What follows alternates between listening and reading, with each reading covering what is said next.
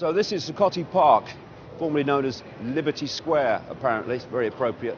And this is the scene where, in the early hours of this morning, the Occupy protesters were removed by the police. And this place is crawling with police. And that bloody whistle they bloody have, I don't know, keeps them happy, I suppose. Let's see what's going on.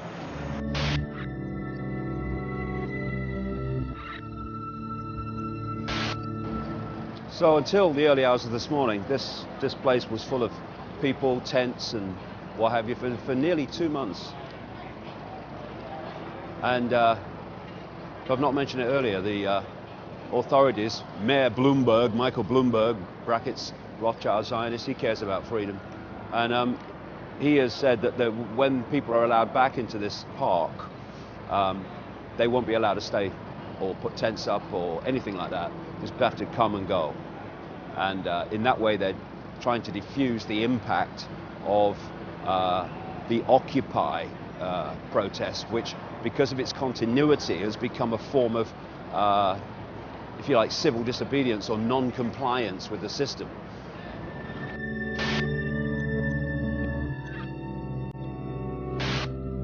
See, the situation we're here, we've got the park, and all in the park are all the police and all the luminous jackets, and then walking around the outside of the park, particularly at the end there, are all the demonstrators that have been thrown out. And it really is a classic scene of us and them, capturing the us and them world that we live in. Like the area here is controlled by the uniforms that represent the state, that represent the system, that represent everything from banking to corporations, and everything that takes and gives nothing back to the people and lets them have the crumbs from the table, even if that with a lot of people. And all the people are on the outside, kept out of the, if you like, inner sanctum, which is how this whole frickin' system works. And it's a scene that really encaptures the way the system works, where the few, what the people here call the 1%, dominate everywhere that can bring the finance, the money and the power, and the people are just there on the outside, kept on the perimeter, stay out of here, and just take the crumbs you can get that we might let drop every now and again.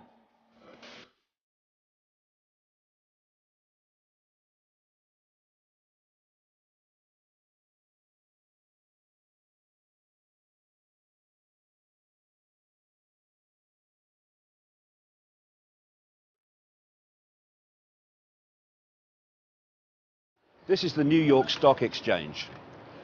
It's in the Wall Street area. It's in New York, but it could quite easily be in Las Vegas. You know, I could be standing here as a economics correspondent, and behind me could be the blackjack tables and all the other stuff, and the one-armed bandits. And I could be reporting on whether blackjack's doing well today, or whether some other form of gambling in Las Vegas is doing well today. Oh no, not so good, not so good on the old the card tables today. You know, the takings were down, and oh my goodness me, how will people react to that? Because that's what it is. This is a casino, just like the stock exchange in the City of London or anywhere else. These guys come and they bet on the lives, the livelihoods of people all over the world, the poorest people in the frickin' world. They come here and they bet that if this happens that's not very good for them, well, they'll win their bloody bet. They'll bet on anything. They'll bet on countries going down, so that these credit ratings agencies like Moody's and Standard & Poor's and Fitch, they then credit rate countries on whether they should have this percent or this AAA or whatever it is. And if you know what those credit rating agencies are going to do, because you're involved with them, then you can then bet that this country's credit rating is going to be lowered, because you know it's going to be lowered, and you win your bloody bet. That's what it is. It's like going to Las Vegas, knowing the tables are rigged, but in your favor. That's what this is, and it's what is happening all over the world. And it's utterly, utterly grotesque, because this place alone, never mind the stock exchange in the City of London, this place alone in its disgusting history has cost the lives of hundreds of millions, if not billions of people, because of the effect, the decisions and the gambling and the manipulation and the corruption in this place has had on the lives of some of the poorest people on planet Earth. No wonder people are sick of it. It's about time they bloody were. You were here from what? September 17th? Yeah, I got here the very first night. What made you come to start with? Just the system is so screwed up. I don't even know where to start. You know, there's so many issues. Absolutely. But I wanted to come here to try to make a change somehow.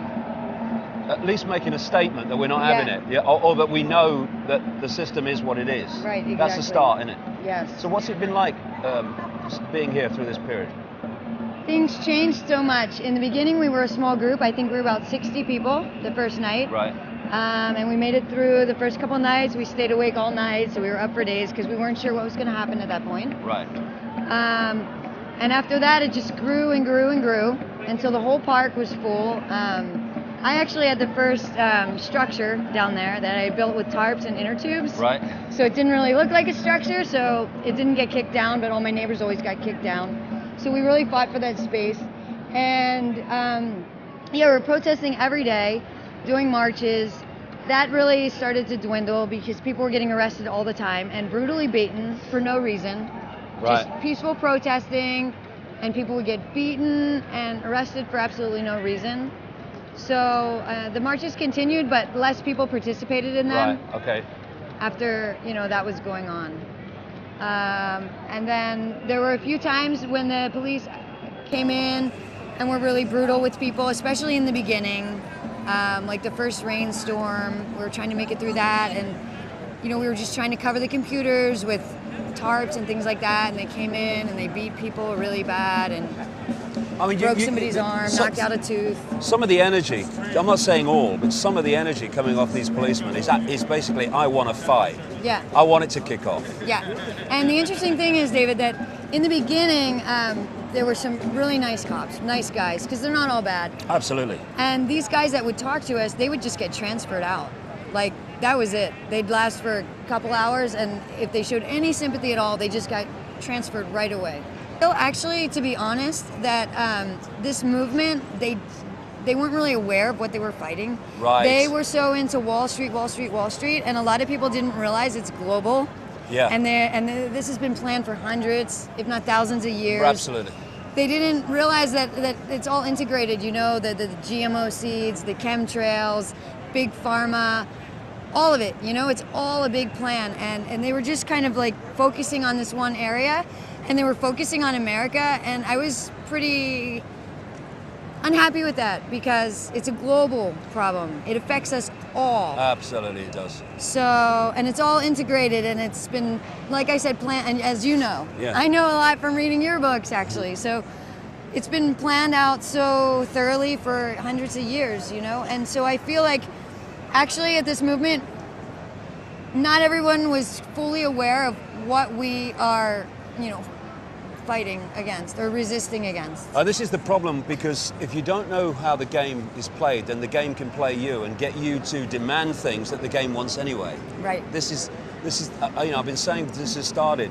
It's fantastic because it's a sign of the awakening that people have reached that, like that point in the Matrix movie. You're a slave, Neo. The understanding of our position, thus we need to do something about it. But the next stage is to get streetwise on the game, because then we can do something about it. But until that happens, and of course, to do that, people of the political left need to leave political left politics behind and realise that's just another mask on the same face that controls the right. So it's like even among a lot of the protesters, it seems to me, there's a big leap in understanding of the world that needs to take place before we really see what's going on, and therefore what we can do about it, really. Yeah, folks really need to do their homework. Yeah. Really, really, really, really big time. There were even, Big Pharma was even in here giving flu shots, and I went to them and I said, excuse me, who are you with, and what ingredients are in your flu shots, and where are they coming from? They would not disclose to me who was donating these flu shots. Big Pharma was doing flu shots. Yeah. In the Wall Street protest. Yes. I mean, oh my God. They wouldn't tell me who was funding it, and they would not give me a list of ingredients, and they wouldn't give me the brand of the flu shot or which flu shot it even was. How many people were accepting them? A lot of people, and I was going around, like protesting that. It's like a protest. within the protest. I'm so glad you're here, I tell you. The voice of reason. Yeah, but it was amazing. Like, I was really standing out front of the tent, like screaming to people, please educate yourself, Google it for God's sake, you know, because I didn't have all the paperwork with me at the time, so I was just trying to tell people, like, please, before you inject this poison into your body, like, just at least go Google it and educate yourself. Right. At least be educated. So, yeah, it was, I couldn't believe what I was seeing, and I couldn't believe people were going along with it. And actually, a lot of the people were having side effects that same day. This is where there's the understanding of the suppressed masses, if you like, really just have to leap that chasm and see what you can see now, which is how it all fits together. What happened last night? You were here last night, were you? I was here last night. I was actually out on a walk, and I came down this street, and someone said, we're getting raided. So I ran back here right away to make sure my friends were okay. And I tried to save, I tried to get out as few things that I could, like a tent, sleeping bags, tarps, so that we could rebuild if they took all of our stuff. So I managed to get out with a few things to keep a couple people dry and warm. That's about it. Everybody basically lost everything. What was the attitude of the police when they came in? They were very hostile, and they were very violent. You know, they were looking for a fight.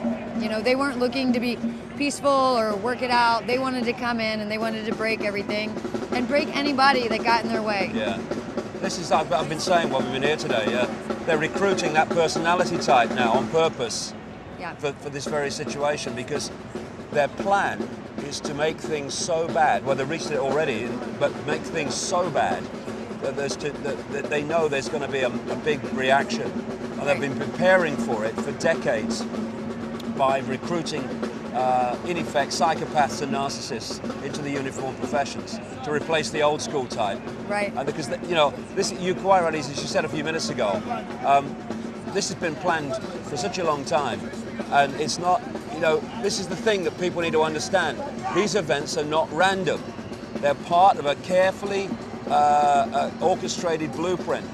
And if you don't understand that, then you can get caught in thinking it's all random and off the cuff when it's coldly calculated. And I also feel like what went on here is a big distraction. There was no education. Like, I wanted to do alternative history, you know, all kind of different education, and there wasn't education in the park, and I feel like they were focusing on this one main thing, and I feel like the whole thing was a distraction. A really big distraction from the important points. Do you feel that that at least some of this has been orchestrated by the very people that they're protesters against?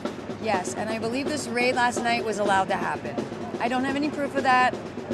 It's something I feel. It's just that, you know, some of the organizations that I've been watching that have been, you know, oh yes, we support them and all that stuff, so many of them are either funded directly by or indirectly by through other organizations. George Soros, you know, and George Soros specializes in his network, which includes the Open Society Institute and the International Crisis Group, on triggering public protest around the world. Like, they were behind the one in Egypt, they were behind the ones in Eastern Europe. I'm tired of hearing this conspiracy theory. And the idea is to get people to protest and then demand that things change in the way the system wants it to change. Right. And if, like that guy, you don't understand how the game works, it plays you. And this is what we're dealing with a lot of the time in here. You know, when you try to educate people, this is what you get. Yeah, exactly. So it's really hard because a lot of these folks, most of these folks are indoctrinated. Yeah. They don't have true education, they have indoctrination. Which is what education is. And the thing is, you see, that that people like this guy are thinking is, I've genuinely come here. Well, yes, virtually everyone's genuinely come here. Right. But what force is manipulating the way you see the protest and the way the protest needs to go? That's the thing. And if you don't understand the game, then you become manipulatable. When you know the game, and they say, you know, pushing you to call for world government and stuff to overcome the banks, then you go, but the world government's exactly what you've been working for hundreds of years for. So you can see that you're being pushed in a direction that those you're protesting against want. But if you don't know the game, you can think, yeah, world government, good idea, stop the banks. And you then demand what the bloody banks want. And you'd be really surprised when you drop the name World Bank, how many people didn't even know what I was talking about. Yeah. I mean, it's shocking, really. Yeah, this is the next stage that we need to go to. People understanding what they're dealing with. Because while Absolutely. they perceive Tea Party on the right, this protest on the left, Republicans and Democrats, they're missing the point that we're dealing with a one-party state. Right. It was all in my wallet. Right now I'm a vagrant and apparently I can go to jail because I have no identification. What happened last night, mate? It's fucking ridiculous. What happened last night? Last night I'm sleeping in my tent and at about 1 o'clock in the morning I heard screaming and yelling and all kinds of shit, commotion, people screaming, cops running around in riot gear, chasing people. They were smoking cigars, laughing. Well, the cops were. The cops were. Yeah. And like they're telling us to get out, leave, or you're not gonna get arrested. I have a puppy. I have a little, like pretty much newborn puppy, so I had to leave. I can't let my dog get in danger. Sure. But I had to leave so fast that I wasn't able to grab all my gear, my wallet, my medication for my PTSD, all my identification. Everything I have is gone. They've taken it all. They've taken it all and threw it out. I was reading this morning that they piled all the stuff of people's up in piles and then just shipped it out. Just threw it out. Yeah. Threw it out. My sleeping bags, my gear. There's some violence breaking out in the centre there. When I say violence broke out, well, I think a protester went into the park and a ludicrous number of policemen jumped him. Yeah, it seems what the fella did was go into the centre of the park carrying an American flag, symbolising, obviously, this isn't this supposed to mean something? And the mob grabbed him, and he's gone off to jail now. See behind me here, you've got all these people in uniform and luminous jackets. I'm sure luminous jackets are bloody breeding. Anyway, they are people who think they have power, but they have no power whatsoever. They are merely animating a uniform which has the power, which is an extension of the state. And when they take the uniform off or get another job, they have no power. Someone else comes in, takes it on, and the uniform still is the power. And they're in prison too. I mean, you know, they are themselves, they have children, they have grandchildren, and their kids are going to have to live in the world that they're helping to enforce. And when the penny eventually drops, and it is in some of them, that's what they're doing. They're going to be bloody horrified. And then there's the other kind of police now, where they use things like biometric testing, which are like job application forms that glean someone's personality. And they're looking for the psychopaths and the narcissists. And both of those personality traits have something in common: no empathy, no emotional consequences for their actions in terms of the way they impact upon others. And as a result of that, we've seen this gathering brutality among police and law enforcement all over the world, not least in America during these Occupy protests. But these people are prisoners. They're told what to do, they're told what to think, and they're enforcing a system which their children and grandchildren are going to have to live in. It's tragic that some of them might wake up eventually. They arrested 200 people here last night. It's just, I feel like they're just trying to get everyone, scare people, and they want to cut down the numbers. I don't know. I mean, well, I think they're doing two things. They're trying to scare and intimidate people, and they're also trying to trigger people to get so freaking angry that they want martial law. They want to fight. They want the violence so that they can then problem, reaction, solution, introduce their martial law. Exactly. When you get a group of people this large, all human life is here, and some will have the capacity to get so angry that it will break out into physical response. But if we do that, we're walking into their trap, of course. But that's what they want. They want to intimidate some people, get rid of them, make life really bad for them so that they I can't stand this anymore, and they go home. And also trigger other people to start violence. Or of course, put their own bloody uniforms in civilian clothes to start the bloody violence and claim it's bloody protesters. You notice they stand with their helmets on, peaceful protesters, are there. They're no threat, and they sit on helmets with their billy clubs, and they're just looking. Some of them just looking to just cause violence for no reason. No one's there. We're no threat at all. But this is the point. This personality type that they've been recruiting all over the world, the psychopath narcissist, it wants a fight. It wants a fight. It's looking for a fight, and that's why they're brimming over. Hit me, let's go. And the more we don't, the more we frustrate them. We've got this real kind of contrast here. Over there is the park where all the protesters have been, and over here is staff, it seems, from Brown Brothers Harriman. I mean, if you look at it, look at the size of the frickin' building. Brown Brothers Harriman are one of the major Illuminati banks of the last, going back to the 1800s. And they're having their picture taken here. This is the kind of 1% that the people are talking about.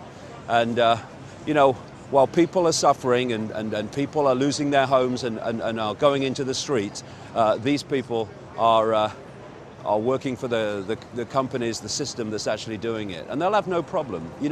We had a situation not long ago, about a couple of weeks ago, where there was a company that had every year they had like a party with a theme. And it was a company that was throwing people out of their homes, often illegally, during this mayhem that we've been going through. And they had this theme party, the people were actually doing it, where they dressed as poor, homeless people who'd been thrown out of their homes and all the rest of it. I mean, talk about no empathy. Go on, they're going back into their big building now to do more mayhem for the world. It is ludicrous, it is outrageous. There's 7 billion of us, there's a handful of them. We need to sort it. Peacefully, but sort it.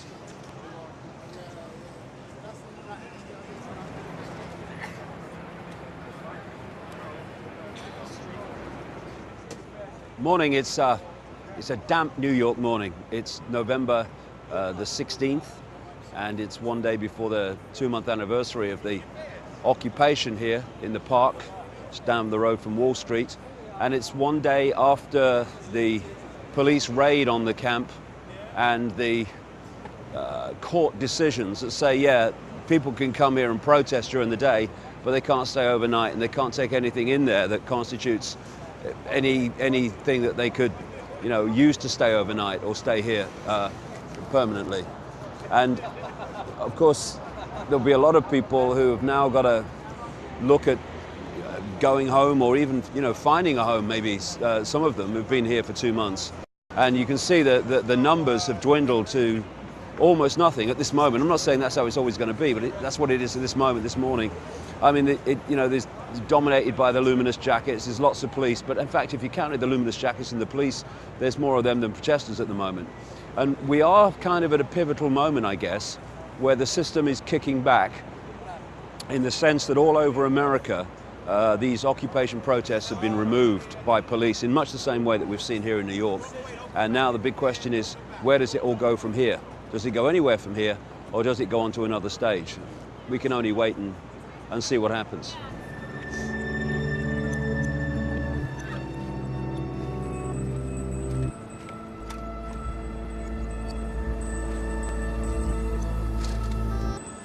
Well, I'm standing here now in kind of the center area of Wall Street, and behind me is this building, and George Washington, the first president, in the background, where the first inauguration took place. And of course, George Washington was a massively high Freemason.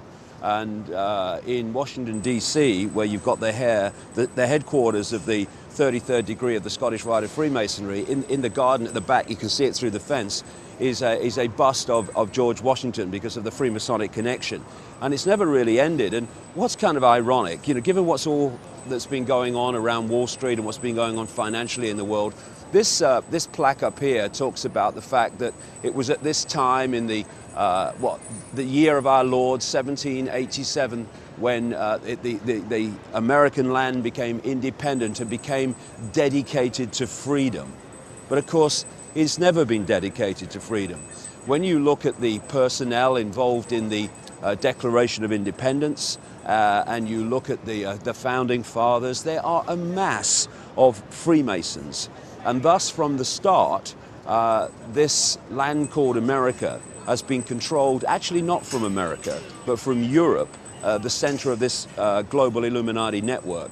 And it's still controlled from there today. So Americans think they're free, like other people in the so-called democratic world, because they can choose between a mask on the same face every 4 or 5 years, and that's their freedom, when actually whoever's in power is answerable to the same hidden hand in the background, thus Democrat or Republican, it doesn't bloody matter, the same agenda starts unfolding.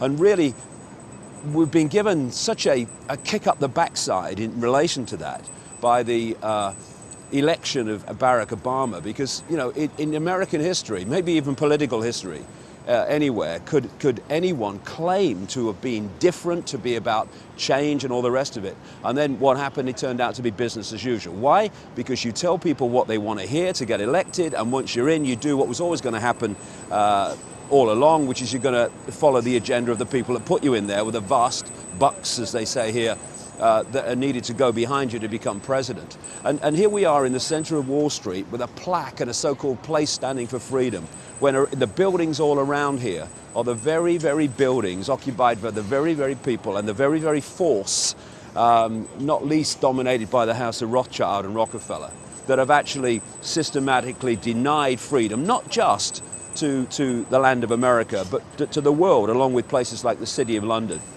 And this is a place where it already all comes together. The freaking illusion of freedom. This is the land of the free. If only it was. And that which has taken, to a very large extent, freedom away. It's, I would call this bullshit square. Very appropriate.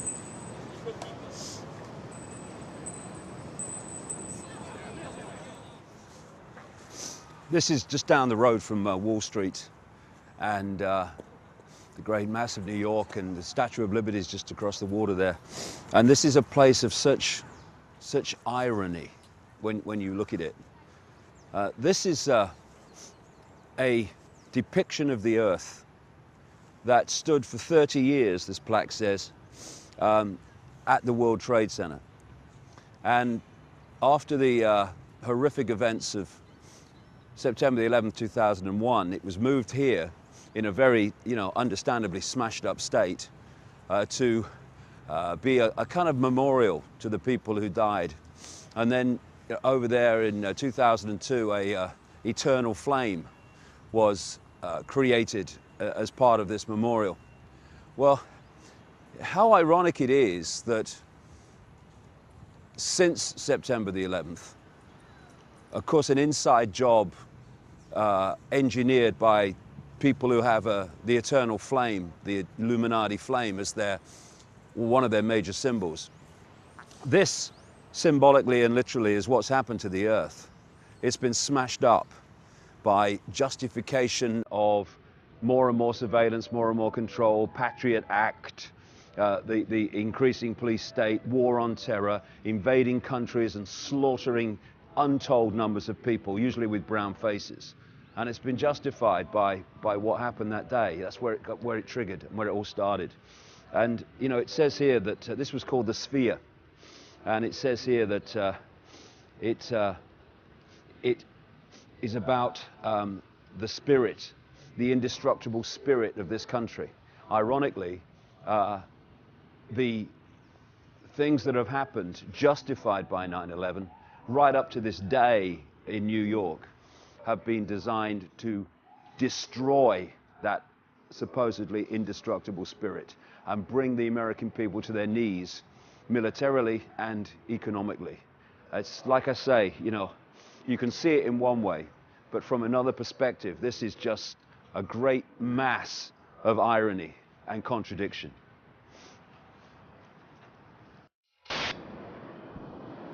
See, this is an interesting little juxtaposition in Wall Street, which really encapsulates a theme through history. In the background is a church with a spire, and hundreds of years ago and up to closer times, the church or the cathedral still is in some cities, dominates the skyline. It's big, that's the big tower, and people are here. I'm just little me, because God's up there, and it's a big church. And then, as things have moved on, the big buildings in the cities are now the freaking banks. and that they've gone into an even greater position of scale in terms of people. So if you look up there, look at the size of that bloody building, eh? And here's people in the street. Little me, oh, I've got no power from the banks. And they've even got a bit of a stained glass window in there, which is actually quite bloody appropriate, because the banks and the financial system's now the new bloody religion. And just as it took over the lives, real religion, if you like, bricks and mortar religion and all these other religions that we've seen through history, they took over the minds and dictated the lives of the people. Now this new bloody religion, finance, banks, it has taken over the lives and dictated the lives of the people. And we had a rebellion over the church, and we need a bloody big one over this. Because, you know, people say we must reform the banking system. No, we mustn't. We must get rid of the banking system as we know it now, because it's the very way that it works, creating money out of nothing and charging interest on it, which is the very structure through which a few can control the planet by creating money out of nothing. Fresh air, non-existent money, theoretical money called credit. That has to stop.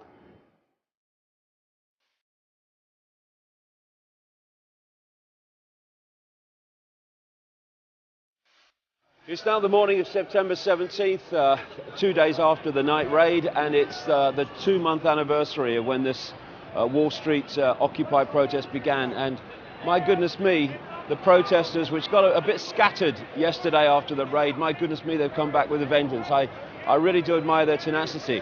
And this place is teeming, but teeming with police. I've never seen so many police officers in one place anywhere in the world at any one time. So what happened this morning? There's a protest down Wall Street. Yeah, I mean, pretty much everyone tried to block up all the entrances to Wall Street to try to delay the opening, and I guess they succeeded with that, correct? Yeah, they blocked 4 separate entranceways, and they delayed it by like 30 minutes.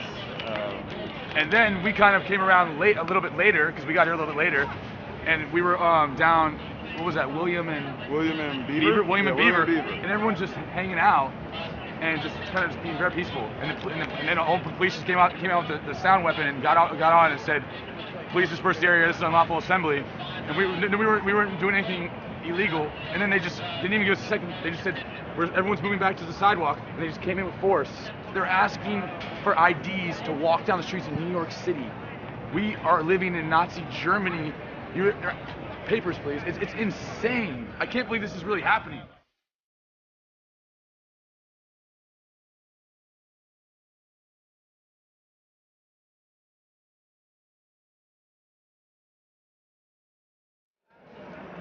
We've just had a bit of an insight into the way the New York police operate, because on the other side of the road, one or two of the people here that have been here a long time, they recognized an agent provocateur policeman dressed as a protester with a bag on the back, and as soon as he was sussed, he headed away from the crowd and down this street and away. And it's absolutely disgusting that we have people, so-called protectors of the public, who are putting people in there to cause trouble, to then defame and degrade what these people are doing peacefully. Absolutely disgusting. And they've got children and grandchildren, and they're building the frickin' world and actually trying to discredit people who are trying to give those children and grandchildren a better world than they're going to have if it goes on as it is. Disgusting. You ought to be ashamed of yourself. Did you guys get that on video? I was filming. Yeah. People were like, "He's a provocateur. He's a provocateur. He's an undercover cop."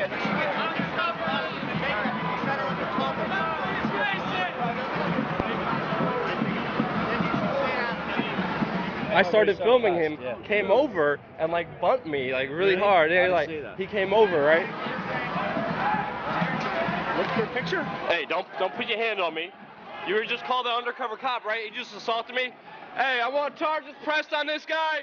He's running all the way around. He doesn't know what to do, right? Yeah. He's running all the way around. And I'm like, "Officer, he just hit me. He just hit me. Stop this man." None of the officers stopped him, which means he's an undercover police officer. Absolutely. This man just assaulted me. Can you guys please take care of him? Just assaulted me. I have it on video.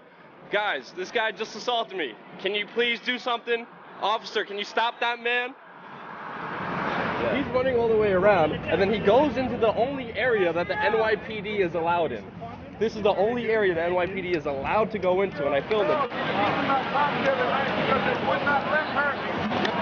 Walking where only the NYPD could walk to. That gentleman that put his hands on me, I have it on video, guys, right there. The guy in the book bag. I have it on video. Can I please talk to a police officer, please?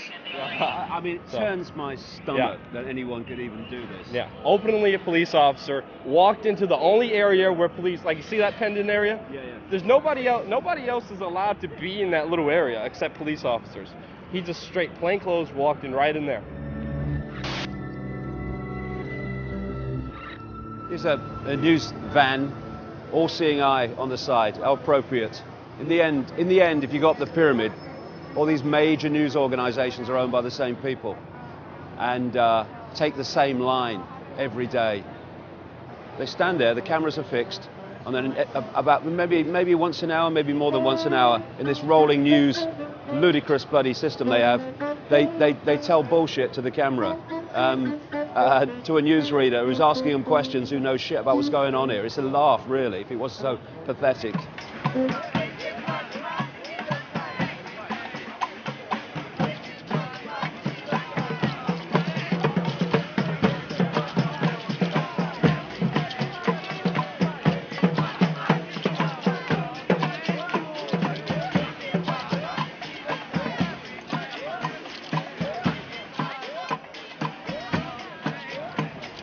Okay, it's an increasingly wet day in New York. Here we are in the park, and with me is Luke Rudkowski of We Are Change New York, who we met last year when I was here, and he's done a great job and doorsteps famous people and puts questions to them that other people won't do. And you've been here since day one, haven't you, mate? I've been here since day one, from the very beginning when it first kicked off. I've been here almost every other day that things have been happening down here. As we see, there's a commotion right now with the police officers. The police have really not been behaving like they should. It says serve and protect. All they've been doing is beating and pepper spraying people who, not only people who are here to protest, but even me as a journalist who's covering everything that's happening here outside of protesting, just documenting. I got personally maced. I got a nightstick to the gut a couple times. I got a horse that stepped on me. I got shoved and pushed to the floor. And all I'm here to try to do is to document and show the world what's happening here and try to get the real inside story here. I've said to a number of people, looking around, there are definitely some police officers that just want to fight. They're just looking for a battle.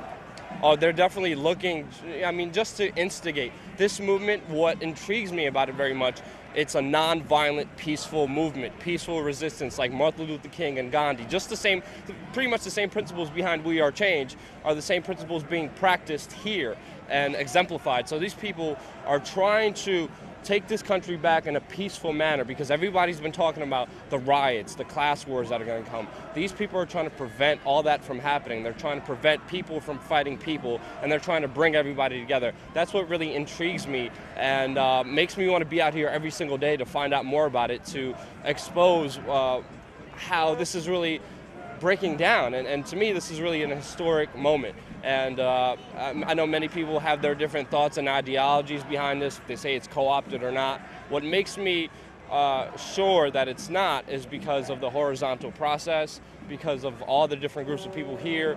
I've been here when other groups try to take this over for more government system, for more taxes, more government regulation, more government jobs. I've been here, but they failed. And because of this horizontal democratic process. And seeing this from the first time I was here since day one, Yahoo censored them, Twitter censored them, the mainstream media censored them until they couldn't any longer, because the people were talking about it. Everybody on YouTube, everybody on the internet was talking about how the police are pepper spraying women after cattling them in nets. Yeah. So it's something the mainstream media now has to cover. And again, I have to say, this movement hasn't been co-opted yet, but many attempts have been made by the Democratic Obama Party to try to take this over as a re-election campaign, and they failed. That's the point, that if you can't ignore something, the point comes when you think, well, if we can't ignore it, it's not going away, we'll take it over. Yeah. And that's the really important thing that it's not allowed to happen. Exactly. They did it to the Tea Party. Tea Party was grassroots. Started out with 9/11 truthers and Ron Paulers, and then it was taken over by the Republican Party with Sarah Palin and Glenn Beck. What we just saw here a couple days ago is that they failed to co-opt us. So now that they failed to co-opt us for their own means, their own agenda, they squash it. They want to destroy it. And that's what we've seen, a federal government meeting up with 18 mayors on a conference call to try to squash this movement and destroy it. But as I saw a beautiful sign out here just a couple days ago, this young girl is holding a sign. You screw us, we multiply. And that's the real power behind all these people here. Screw us and we multiply. It's raining, it's pouring. I'm freezing my butt off here. But I'm joined out here with brothers and sisters from all walks of life, all ideologies who had enough and are sick of what's happening here. And they want to make a difference and they want to make a change. And it's beautiful, it's amazing. To what extent, Luke, are people starting to, who came for the financial injustice and the financial enslavement, or starting to encompass the wider conspiracy of which that is a part? A big part, yes, but a part. Yeah, I mean, not everybody here knows everything to the bottom line of how it began, how it started, and all these secret societies behind everything, how they manipulated it, how the Bilderbergers said they're going to, create economic crisis to benefit them, to create a one-world government system. And there are some factions here who are promoting that one-world government system here, the communists and the socialists here. But there's also other people like libertarians, like Ron Paulers, 9/11 truthers, and the Fedders. And also, and that's two little wings here that are very different from each other. But they've been able to come together here when everything was built here, sleep together, take care of each other, feed each other, sit down and have a conversation and learn from each other. And that's what has been taking place here. People have been having these dialogues, these discussions. When I personally came here, I put my ego aside. I put my own agenda aside. I didn't come in here as a 9/11 truther, as an Enda Fedder. I came down here as a human being willing to talk, listen, and learn. And I learned so much from these human beings out here. And but what you see is this communication is so key. It's so important. And that's why they have to stop it. And that's why they have to stop these people coming together. Now, of course, since I've been here the last few days, it has been this significant point where something very different has started to happen. It started with the raid and the removal of people and the law that says you can't be here at night and all the rest of it. Yeah. And the dynamics has changed. So where do you see it going from here, from this point forward? I don't have a magic ball. I don't know what's going to happen. Nobody knows what's going to happen. Obviously, it's getting colder. Obviously, the police oppression is so much stronger now than it ever has before. I've never seen so many police in a city one place in my life. This is nothing compared to what happened inside here Monday night. Not many people, all the journalists were again kicked out of here. They were dragged out of here. 7 of them were arrested for trying to cover what was happening inside of here. But what happened inside of here is beyond what I saw throughout my life covering the police state. And I went to the G20 in Pittsburgh and got LRADed. They had 3 LRADs here. You know, they had weapons and informational systems that were out of Star Trek down here. Huge mass trucks with huge satellites, lights everywhere, helicopters everywhere, stopping the media helicopters from even getting anywhere near. They closed the airspace off here. That's how afraid they are of this movement.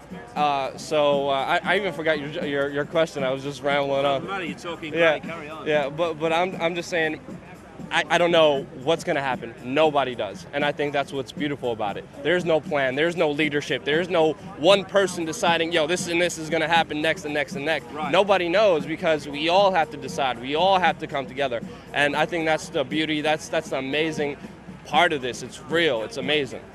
What I think really needs to happen to push this on is that people of different political persuasions, I mean those even on the so-called Tea Party wing, the genuine people that can see the tyranny, they might have a different political view, but they can see the tyranny, come in common cause with people here. Exactly. So we have literally, not just enough to fill the park, but to fill the streets going back from the park, because in the end there's 7 billion of us, and there's a literal, comparative handful of those that are actually orchestrating. And there's even discussions here that it's not even the 1%. It's the 0.00000.1%.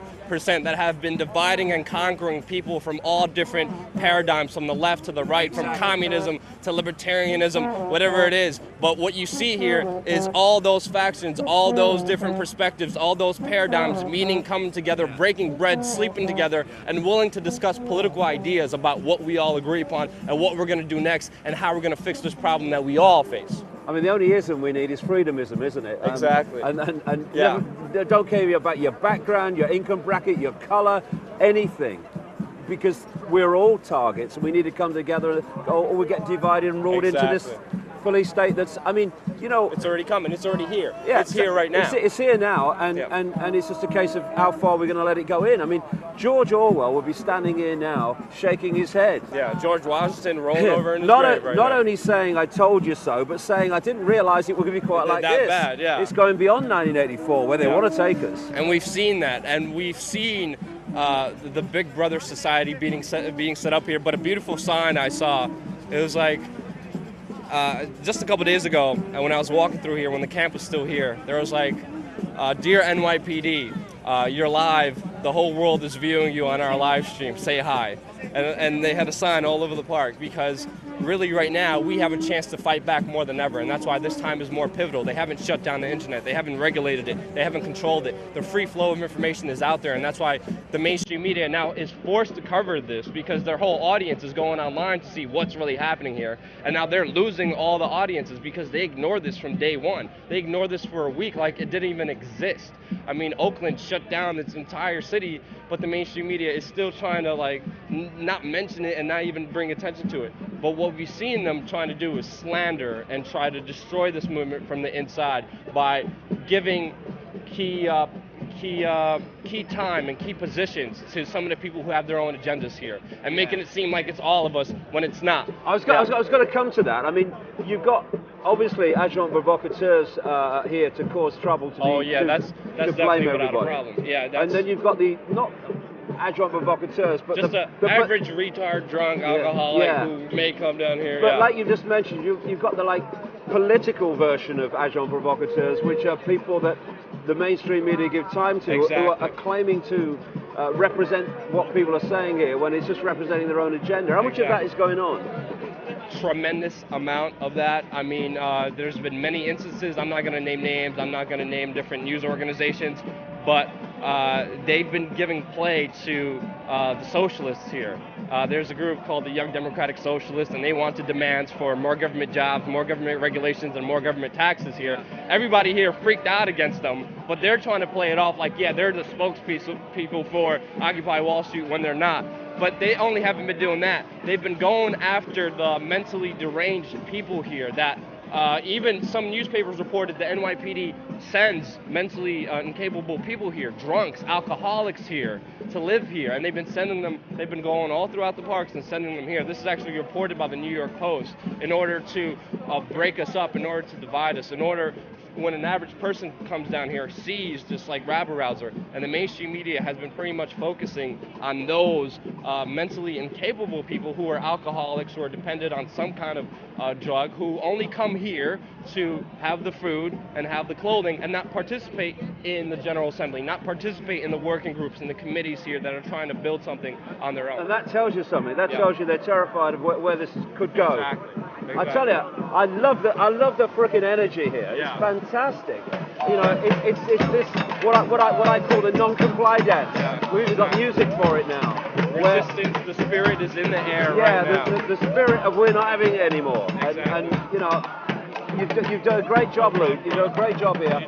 And it's really great to be here, to feel this energy. Information and knowledge is key, and that's why we have to keep talking together, keep communicating. Even if you disagree with somebody, you know, I still call them a brother or sister, and I'm still willing to listen and try to learn from them. And I've been able, you know, even communists, I've been able to sit down with them and become friends with them. Even though we come from totally different political ideologies, but we have those discussions, and we come together, and we're here facing the police together. Well, it's interesting. You know what that pastor said in Nazi Germany? First they came for the Jews, I was not a Jew, so I did nothing. Then they came for the communists, I was not a communist, I did nothing. Then he came for the trade unionists, I was not a trade unionist, and I did nothing. It's this divide and rule that they're desperate for. You know, what you're saying is that those barriers are falling, and That's just what we need. Unity is key. Yeah, the unity is elites key. are not even united themselves, Yeah. and that's why we don't have a new world order. That's why we won't have a one world government now, because they're still arguing and vying for power in different factions. Now, the key to success is who's going to get unity first. The few 15 families that rule everything, or all of us. And it's a race to the finish of who's going to come together first, and whoever does is going to win. I'll see you at the line, mate. I'll be here, brother. Good seeing you. Cheers, Thank mate. you Good so to see you. much. See you too, man.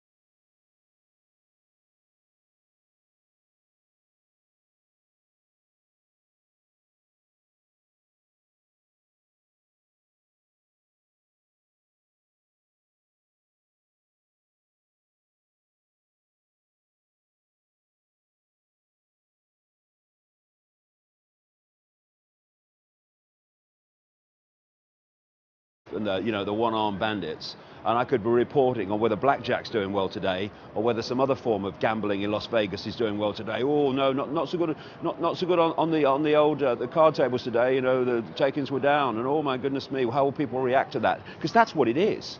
This is a casino, just like the stock exchange in the City of London or anywhere else. These guys come and they bet on the lives, the livelihoods of people all over the world, the poorest people in the frickin' world. They come here and they bet that if this happens that's not very good for them, well, they'll win their bloody bet. They'll bet on anything. They'll bet on countries going down, so that these credit ratings agencies like Moody's and Standard & Poor's and Fitch, they then credit rate countries on whether they should have this percent or this AAA or whatever it is. And if you know what those credit rating agencies are going to do, because you're involved with them, then you can then bet that this country's credit rating is going to be lowered, because you know it's going to be lowered, and you win your bloody bet. That's what it is. It's like going to Las Vegas, knowing the tables are rigged, but in your favor. That's what this is, and it's what is happening all over the world. And it's utterly, utterly grotesque, because this place alone, never mind the stock exchange in the City of London, this place alone in its disgusting history has cost the lives of hundreds of millions, if not billions of people, because of the effect, the decisions and the gambling and the manipulation and the corruption in this place has had on the lives of some of the poorest people on planet Earth. No wonder people are sick of it. It's about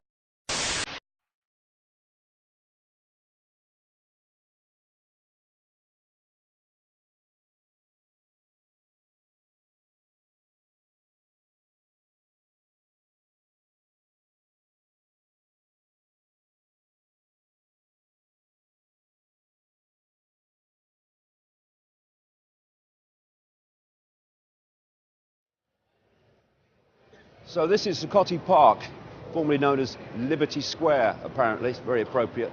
And this is the scene where, in the early hours of this morning, the Occupy protesters were removed by the police. And this place is crawling with police. And that bloody whistle they bloody have, I don't know, keeps them happy, I suppose. Let's see what's going on.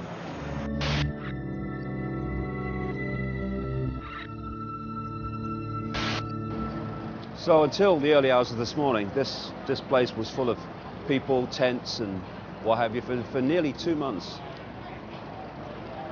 And if I've not mentioned it earlier, the authorities, Mayor Bloomberg, Michael Bloomberg, brackets Rothschild Zionist, he cares about freedom. And he has said that when people are allowed back into this park, they won't be allowed to stay or put tents up or anything like that. Just have to come and go. And in that way, they're trying to diffuse the impact of the Occupy protest, which, because of its continuity, has become a form of, if you like, civil disobedience or non-compliance with the system.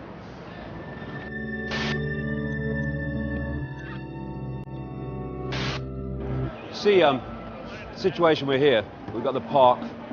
and all in the park are all the police and all the luminous jackets, and then walking around the outside of the park, particularly at the end there, are all the demonstrators that have been thrown out. And it really is a classic like scene of us and them, capturing the us and them world that we live in. Like the area here is controlled by the uniforms that represent the state, that represent the system, that represent everything from banking to corporations, and everything that takes and gives nothing back to the people and lets them have the crumbs from the table, even if that with a lot of people. And all the people are on the outside, kept out of the, if you like, inner sanctum, which is how this whole frickin' system works. And it's a scene that really encaptures the way the system works, where the few, what the people here call the 1%, dominate everywhere that can bring the finance, the money, and the power, and the people are just there on the outside, kept on the perimeter, stay out of here, and just take the crumbs you can get that we might let drop every now and again.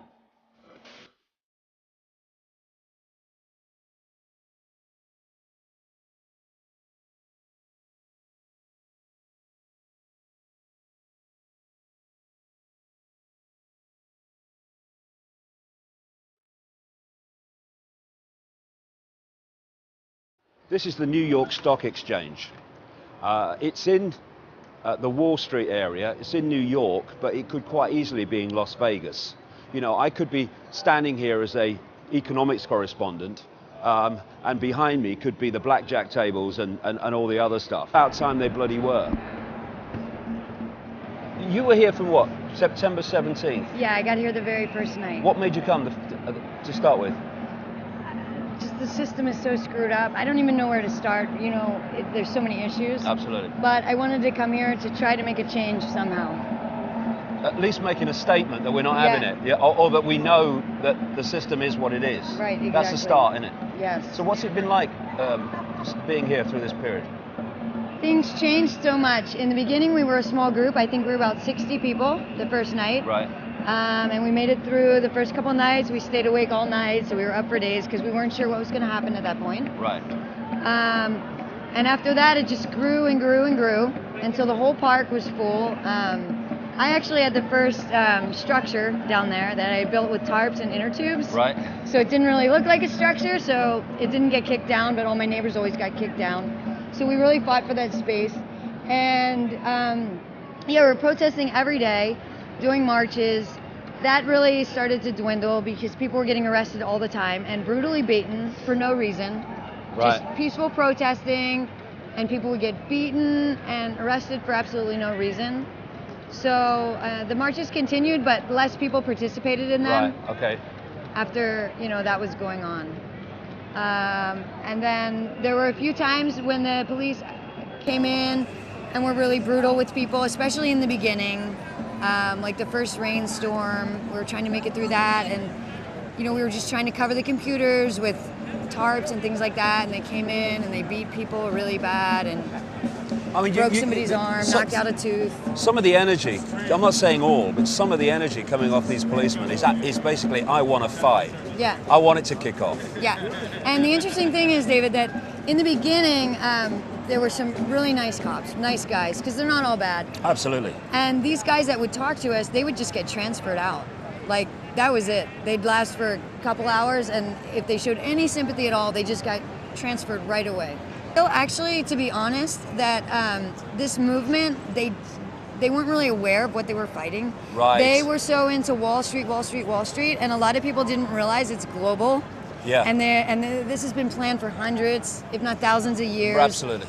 They didn't realize that it's all integrated, you know, the GMO seeds, the chemtrails, big pharma, all of it, you know, it's all a big plan. And they were just kind of like focusing on this one area, and they were focusing on America, and I was pretty unhappy with that because it's a global problem. It affects us all. Absolutely, it does. So, and it's all integrated, and it's been, like I said, planned, and as you know, yeah. I know a lot from reading your books, actually. So it's been planned out so thoroughly for hundreds of years, you know? And so I feel like, actually, at this movement, not everyone was fully aware of what we are, fighting against or resisting against. This is the problem, because if you don't know how the game is played, then the game can play you and get you to demand things that the game wants anyway. Right. This is I've been saying since it started, it's fantastic, because it's a sign of the awakening that people have reached that point in the Matrix movie. You're a slave, Neo. The understanding of our position, thus we need to do something about it. But